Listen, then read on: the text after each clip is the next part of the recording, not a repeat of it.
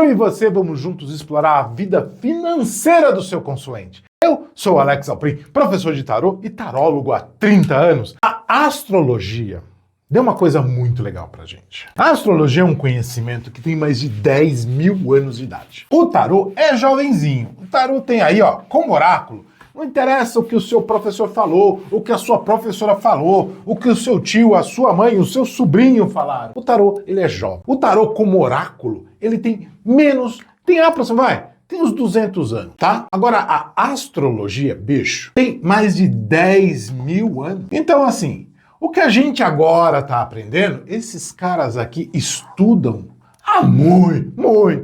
E aquela coisa, a gente tem um irmão mais velho, tem um irmão que já passou por uma série de coisas, o que a gente faz quando a gente tá com perrengue? A gente chega no irmão e fala assim, irmão, seguinte, tô com esse problema aqui, como é que eu resolvo? Então, a astrologia é o irmão muito mais velho, aquele irmão que já é avô quase. E o tarô pode sim chegar para a astrologia e falar, astrologia é o seguinte, eu preciso de um jeito de entender isso aqui, você me ajuda? E a astrologia, com muito amor, com muito cuidado, com muito carinho, chega e fala, bora. E olha só, dessa união entre o tarô e a astrologia, surgiu a chamada mandala astrológica. A mandala astrológica, eu já falei aqui, foi desenvolvida por um cara chamado Eteila. Não é chamado, porque esse aqui era o pseudônimo dele. O Eteila era o Jean-Baptiste Aliette. Ele pegou o sobrenome dele, inverteu e virou Eteila. E esse cara, ele desenvolveu uma mandala astrológica, que é dele, é um jeito dele. E aí, com o passar dos anos, a coisa toda, né, foi evoluindo. E evoluiu para a mandala astrológica como a gente conhece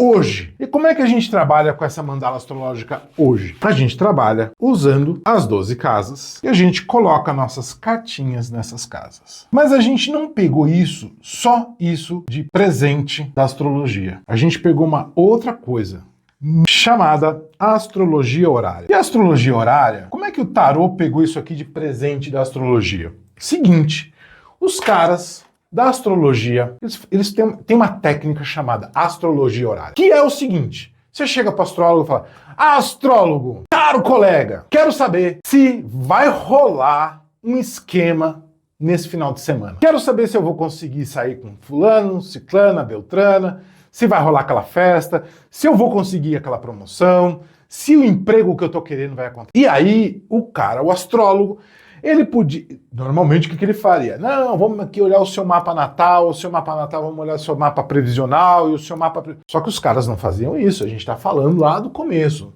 Eles não... As pessoas, a maior parte delas não sabia o dia que nasceu, que dirá a hora que nasceu. Então, eles não faziam isso. Então, o que eles faziam? Eles olhavam o céu do momento. Olha para o céu, vê como é que tá os planetas, os signos, a parada toda... E a partir daquilo ele fala, olha, este é um momento propício sim para você ir atrás desse emprego. Ou não, cara, esse final de semana, bicho, senta a bunda, esquece, não é o final de semana para você ir pra balada, para você ir pra sua festinha, não vai rolar. Você vai dar ruim, vai dar mal, não faça. Claro que como todo tarólogo, astrólogo, né, a gente dá o conselho e os filhos da mãe dos clientes não seguem. Vai lá e faz, mas... Essa é a parada. Eu olho para o céu e ali eu vejo, de acordo com as casas, se é um bom momento, se é um mau momento, se aquela decisão é positiva, negativa, se é uma coisa inteligente ou uma cagada, e aí a gente aconselha o nosso cliente. Então, a astrologia horária olha o céu do momento, aquele instante. Inspirado nessa parada do nosso irmão mais velho, chamado astrologia, nós tarólogos fazemos a mesma coisa. O que a gente faz? A gente não olha o céu. Mas a gente pega e tira a chamada mandala astrológica, a gente vai e disponibiliza essa mandala. Ok, então isso aqui tá mais para um ovo do que para uma mandala, mas dá para ensinar. Então, a união entre a astrologia, nosso irmão, aquele irmão que já está sendo avô, já quase bisa, né? 10 mil anos, e o tarô resultou nessa solução chamada mandala astrológica, inspirada nessa ideia da astrologia horária, inspirado no conteúdo do tarô.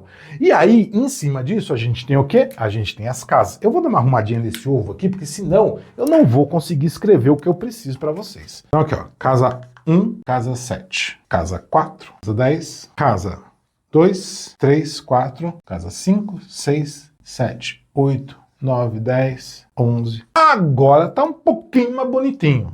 Olha só. E aí, essas casas, elas regem alguns assuntos. A gente tem aqui, a casa 1 é a casa do eu, a casa 2 é a casa das posses, do dinheiro, da grana, casa 3, a gente vai olhar aqui, irmãos e irmãs, né? Pequenas viagens, contratos comerciais, e aqui eu falo contratos no sentido de comércio mesmo, venda, né? Essa coisa comercial mesmo, comercializar, né? 4 é o nosso lar, 5, sorte, e assim vai. Tá? Então, cada uma dessas casas, elas têm conexão com uma determinada área da nossa vida. Obviamente, eu não vou colocar todas aqui, porque isso aqui não é uma aula sobre mandala completa. A gente vai olhar só o nosso lado monetário financeiro para vocês entenderem como a gente entende o dinheiro em cima disso. E o dinheiro, em termos da mandala, a gente tem que entender que a gente... Duas situações a gente tem que entender. Existe o dinheiro que é nosso, existe o dinheiro que é dos outros. E muitas vezes esse dinheiro dos outros é o que vem para nós. Beleza? A gente tem também uma coisa o seguinte, muitas vezes nós somos empreendedores, então a gente tem nossas próprias empresas, e essas empresas muitas vezes têm sócio, que faz parte. E outras vezes a gente tem empregados dessas empresas, e às vezes nós somos empregados de uma empresa. Então a gente tem que entender essas relações também, tá? Então quando a gente olha o monetário financeiro numa mandala, a gente tem que entender que a gente está olhando as energias que permitem que a gente tenha existência nesse mundo material e uma existência de qualidade. E essa existência de qualidade não significa ser bilionário, porque muitas vezes a gente conhece histórias de gente que tem muito dinheiro e tem uma existência de péssima qualidade. Em compensação, existem pessoas que conseguem ali pagar suas contas e viver bem e tem uma existência de muita qualidade. Então, quando a gente olha abundância e prosperidade, é aquilo que nos permite ter, presta atenção no que eu vou falar, é aquilo que nos permite ter uma existência de qualidade.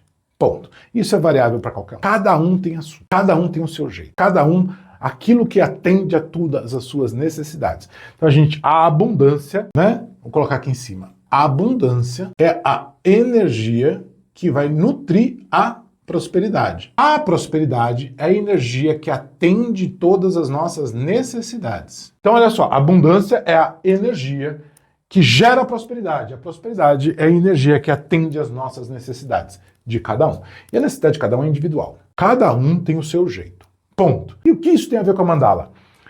A casa 2 é a casa do signo de touro. É a casa correlacionada a tudo aquilo que nutre a vida. Tudo aquilo que nos traz a vida.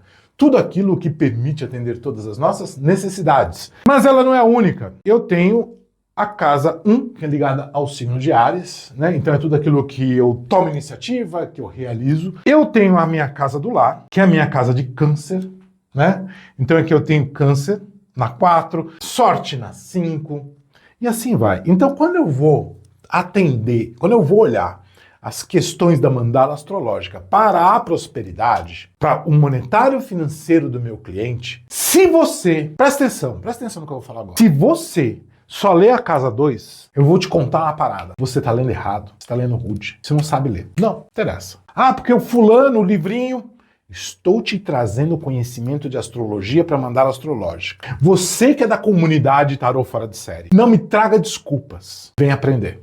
Olha só, a casa 2 é só um aspecto, é o meu dinheiro. Eu tenho que olhar a casa 8, que é o dinheiro dos outros. Eu tenho que olhar a casa 6, que é profissional. Eu tenho que olhar a casa 5, porque sorte, gente. Quantas vezes se achou que o dinheiro não ia dar e aconteceu uma parada muito louca. E o dinheiro não só deu, como entrou de outros lugares. Eu tenho que olhar a casa 4, que é a casa do lar, é onde eu me sinto seguro. Eu tenho, dependendo da profissão do seu cliente, você tem que olhar a casa 3. E eu tenho que olhar a casa 7, porque a casa 7 é a casa 1 do parceiro da parceira, né? Também dos sócios. Se a pessoa tem uma empresa, os sócios estão na casa 7. E é bom eu olhar a casa 12, porque são as perdas ocultas, aquilo que eu não vejo, aquilo que eu não sei, aquilo que eu não entendo, o que o consulente não vê, o consulente não entende, o consulente não sabe.